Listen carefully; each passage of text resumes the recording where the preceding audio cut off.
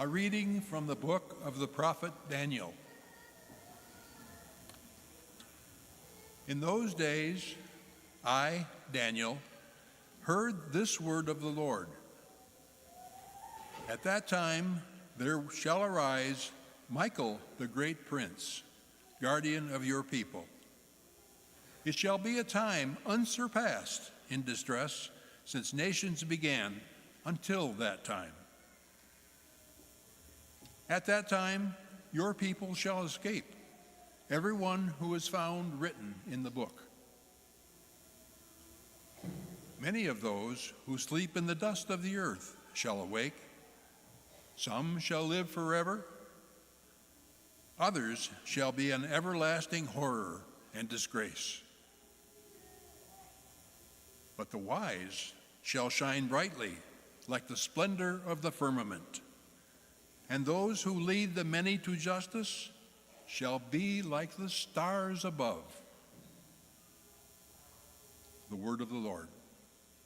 Thanks be to God.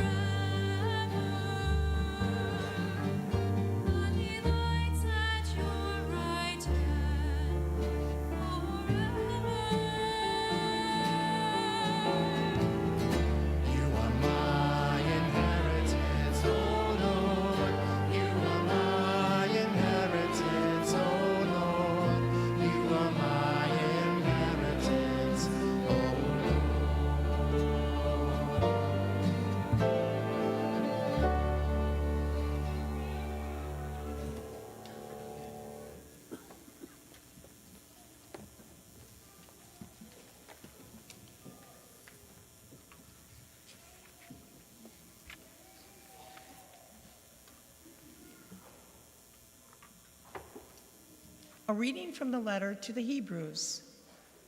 Brothers and sisters, every priest stands daily at his ministry, offering frequently those same sacrifices that can never take away sins. But this one offered one sacrifice for sins and took his seat forever at the right hand of God. Now he waits until his enemies are made his footstool. For by one offering, he has made perfect forever those who are being consecrated. Where there is forgiveness of these, there is no longer offering for sin. The word of the Lord.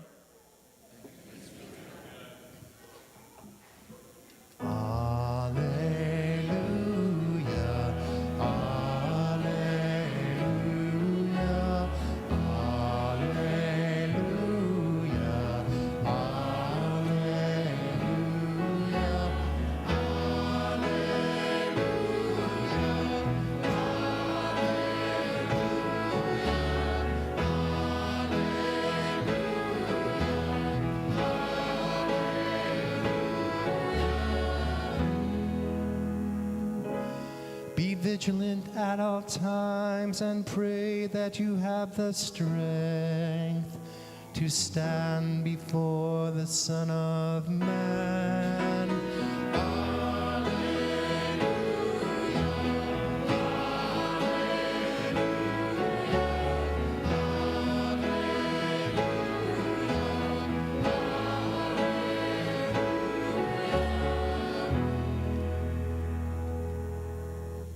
The Lord be with you. And with your spirit. A reading from the Holy Gospel according to Mark. Jesus said to his disciples, "In those days after that tribulation, the sun will be darkened, and the moon will not give its light, and the stars will be falling from the sky, and the powers in the heavens will be shaken. And then they will see the Son of Man coming in the clouds with great power and glory. And then he will send out his angels to gather his elect from the four winds, from the end of the earth to the end of the sky. Learn a lesson from the fig tree. When its branch becomes tender and sprouts leaves, you know that summer is near.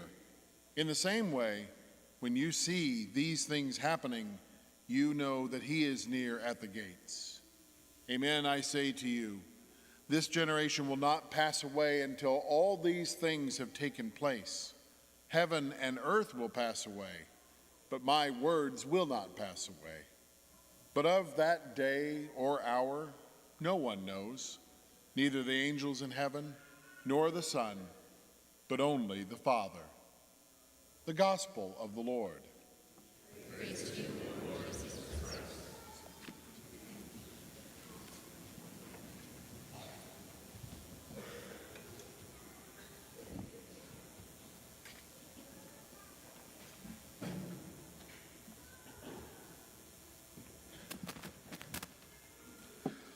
Well, good morning. You know, there's a famous magician. He's Penn Jillette, the half of Penn and Teller.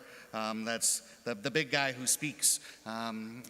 He's an atheist, and he's pretty open and upfront about his atheism. But he's got this really interesting video that I found online, or somebody shared it with me. I can't remember how I stumbled upon it, but he's got this really interesting video online about Christians. And as an atheist, he goes on, and it's pretty short, and he basically says, just like, I don't understand Christians who don't evangelize. And he says, how much do you have to hate me? If you've figured out the secret of the mysteries of the universe, if you figured out the secret to everlasting life, if you figured out the secret to perfect and lasting happiness and peace, how much do you have to hate me to not tell me the secret? It's an interesting point of view, especially from somebody who's not a believer. Because I think most of the time, especially as Christians, we don't want to impose our beliefs, right? We don't want to force our beliefs on others. We maybe are hesitant or even scared sometimes to talk about some of these things. Right? But I think a lot about that particular point of view that Penn has, and the reason this is on my mind is that we're talking about the end times. That's what our first reading was. It's what our gospel was, right? Jesus is talking about the end times. And a lot of you know that I was a high school chaplain, and I used to like to push the high schoolers in their train of thought just to see how far we could get. And a lot of times I would get them to start with, well, what it takes is as long as you're a good person. You just got to be a good person. And I'd push them on what they meant by a good person. And basically, you were a good person if you didn't murder anybody and you didn't litter, right? That was the standard for not being a bad person, right? And I thought, there's got to be more. Right? There's got to be more to it than that, right? And then we get these kind of readings, right, where it becomes very clear that belief in Jesus is essential. Right? And belief in Jesus is essential because all of salvation comes only and always through Jesus. Right? And if anybody's ever going to be saved, it's because of who Jesus is and what Jesus has done. Now, we don't earn our salvation. That's not how it works. Right? But Jesus is also not going to force his salvation upon us. And so unless we're willing to receive it as a gift, unless we're willing to open our hearts to the commandments that Jesus offers to us, right, we're putting ourselves in a really dangerous position. Right? This is part of the reason why we've got this new evangelization initiative, right? We're going to knock on every door every year in our parish boundaries, right? And that's like 6,500 different doors. And it's important that we do this. Right? Because these are our neighbors, these are our brothers and sisters, and we've got the secret. We've got the secret. We understand how it works. And like Penn said, right, we don't want to be people who have such disdain for our neighbors that we refuse to tell them the secret, right? But rather impelled out of love.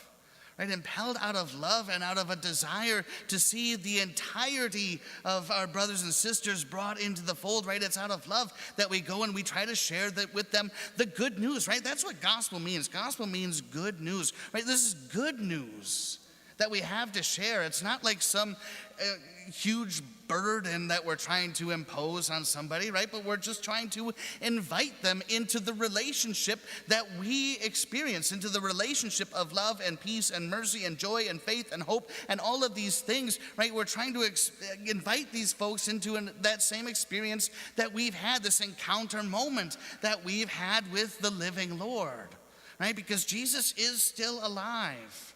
This is not just dead letters on a dead page.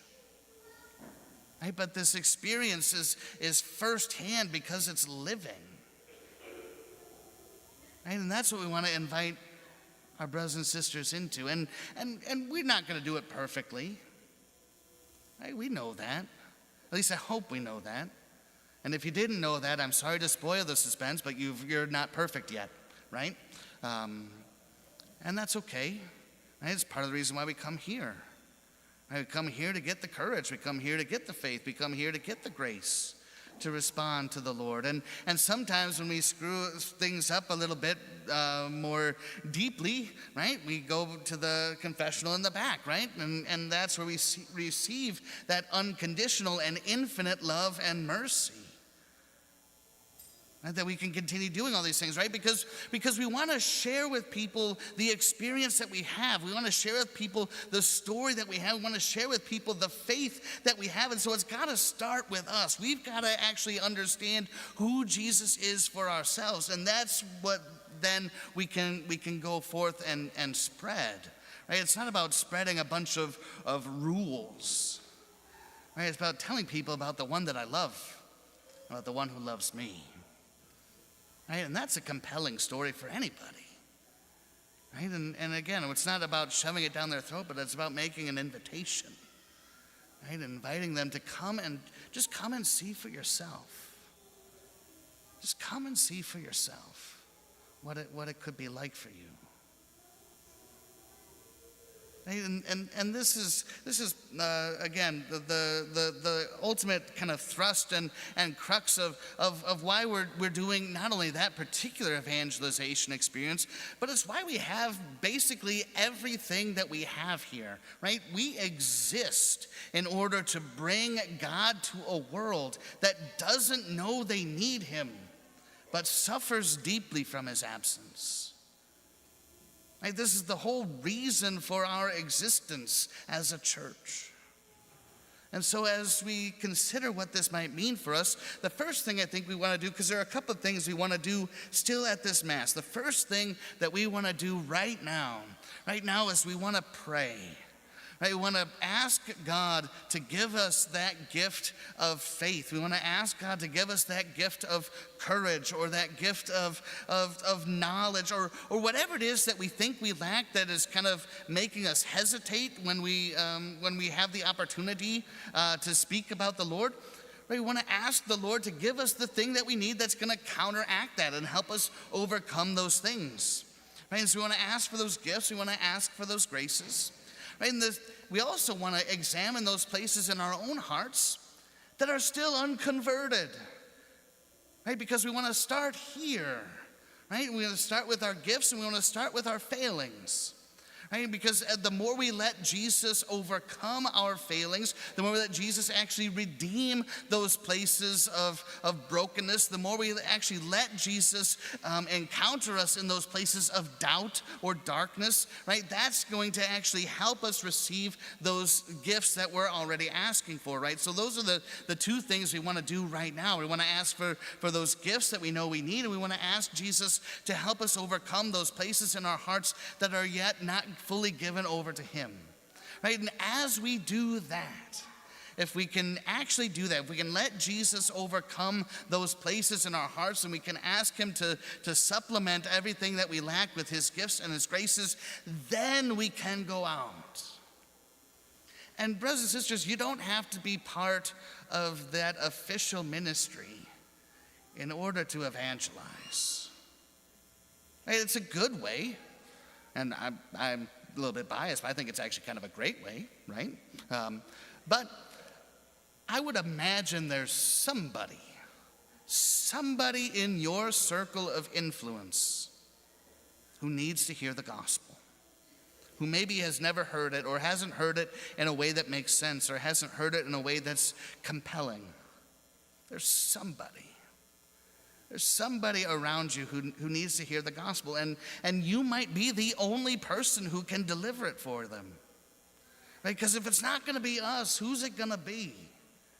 If it's not going to be us who actually understand the secret, if it's not going to be us who actually understand the fullness of what it is Jesus has done for us, and what it is Jesus is giving to us, and what it is to be promised that in eternal life of bliss and happiness, right? That at the end times, while all of these trials and tribulations are going on, as we heard about again in that first reading and in that gospel, as all of these things are happening, right? It's us who understand what it is and why it is. And if we're not going to be the ones to share with them the good news, they're probably not going to hear it. And that's a shame. Now, while we are bound by God's rules, right? Obviously, he's not. Right? We understand based on the scriptures, right? Okay, faith in Jesus is necessary for salvation. Baptism is necessary for salvation, right? These things are necessary for salvation. Now, God can save whoever he wants, and who are we to tell him otherwise, right? It's kind of like, I don't know any of you who are parents, but you set rules for your children and then you break them, right? It used to make me kind of angry, right? My parents had this rule: we weren't allowed to have food or beverages in the front room, and then they would drink coffee in there all the time, and it was very aggravating to me as a young person. right? And God is certainly like this. Right? He can save whoever he wants, right? And I don't understand all the processes, and he's not actually ever asked me to weigh in, right? I'll let you know if he does, but he hasn't yet, and so he gets to do whatever he wants. We don't. We're bound by those rules that he sets for us, right? We're obliged to follow those rules. Right? And again, these are rules that are meant not to keep us in bondage, that are not meant to keep us like trapped in these things, but these are rules that actually set us free in order to experience the what a thriving human life looks like on earth, and then what it looks like to experience that eternal joy in the everlasting happiness of heaven. And so, brothers and sisters, let's not be afraid anymore. Let's not be afraid, right? We've got good news to share. We've got wonderful things to speak of, right? And so let's do those things. Let's ask the Lord to increase our faith and trust and hope in him, right? Those places of our hearts that are unconverted. Let's ask the Lord that as he converts our own hearts, he would give us the faith and give us the strength and give us the courage, whatever it is, those gifts, those graces that we need, that his presence would help overcome some of those places where we're tempted to hesitate. Right? And let's let his love, his mercy in our hearts be the thing that overflows from us out into the world. A world that doesn't know they need him, but suffers deeply because of his absence.